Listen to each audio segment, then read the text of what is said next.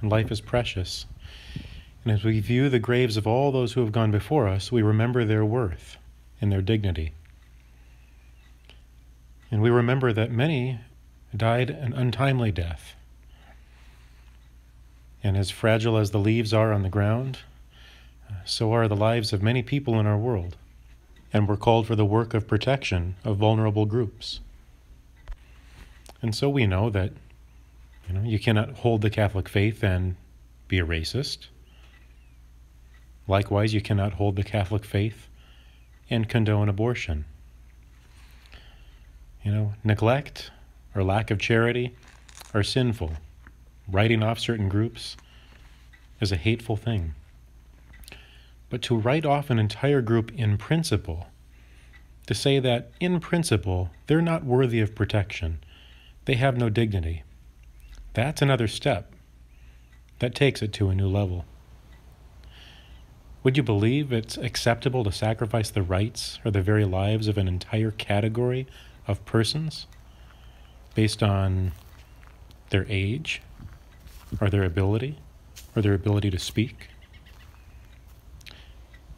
We know that from conception, the embryo is a distinct person. From conception, there is a human being with unique DNA, human DNA. But this person has no ability to fight back, no ability to speak. It's easier to ignore such a person because we cannot hear their cry. They don't compel our attention.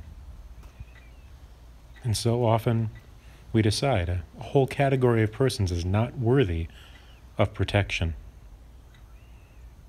But the logic is incoherent. There are lots of life issues, and they're all vital. But for some people, there's a question of why do many people make abortion the priority?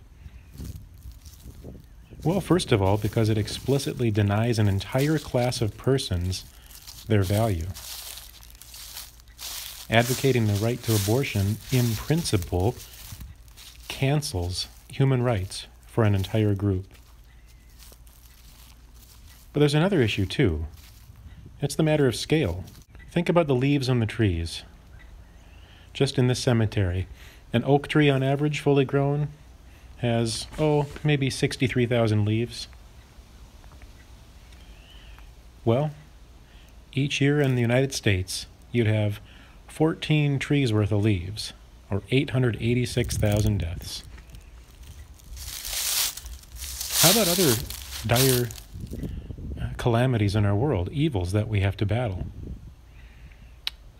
How about war?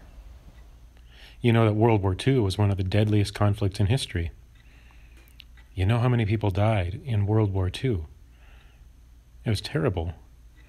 There were 15 million dead in battle, and another 45 million dead in civilian deaths. That's 60 million dead in 6 years. But that's still less than die by abortion in 1 year throughout the world. COVID-19 is a major crisis. It's called a pandemic. And we have a staggering 200,000 deaths attributed to COVID in the U.S. this year so far. But if this year's an average year, well, I guess we only have 3 times as many abortions so far this year as COVID deaths. These numbers are from the Guttmacher Institute, which is an affiliate of Planned Parenthood. So the scale is staggering. And maybe that helps answer the question too, why abortion is a preeminent issue and why this is a priority issue, because it attacks the core of life, that millions of persons have been written off in principle as unworthy of respect, as unworthy of protection. But we are called to offer our love, protection, and care to the most vulnerable.